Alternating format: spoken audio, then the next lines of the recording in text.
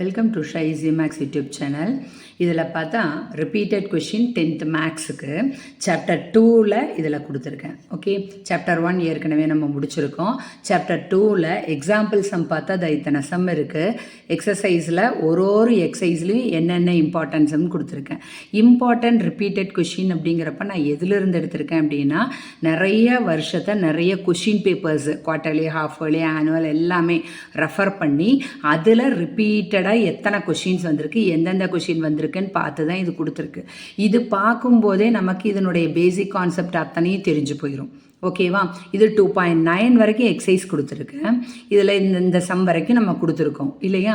இந்த மாதிரி இதெல்லாம் முடிச்சுட்டு பார்த்தா 2.10 எக்ஸசைஸ் இருக்குது. 2.10 அந்த 2.10 எக்ஸசைஸில் பார்த்தா 1 மார்க் கொஷின் வரும். அப்போ 2.9 வரைக்கும் எல்லாமே முடிச்சு அது வரைக்கும் உள்ள எக்ஸாம்பிளையும் முடிச்சுட்டு 2.10 1 மார்க்கு நீங்கள் தரோ பண்ணிட்டீங்கன்னா இந்த சாப்டர் 2ல் வந்து ஓரளவுக்கு நீங்கள் எல்லாமே கவர் பண்ண மாதிரி ஆயிரும். 90 to 95% நல்லாவே மார்க் ஸ்கோர் பண்ணலாம். ஓகே, இதெல்லாம் நிச்சயமாக இம்பார்ட்டன்ட் ப்ராப்ளம். ஏதோ ஒரு கொஷின் பேப்பரில் நிச்சயமாக இருக்கும் இந்த சம். ஓகே, அதனால் நீங்கள் நல்லா பார்த்துக்கோங்க. சாப்டர் 2ல் இம்பார்ட்டன்ட் சம், ரிப்பீட்டட் சம் கொடுத்துருக்கேன். ஓகே, லைக் பண்ணுங்கள்.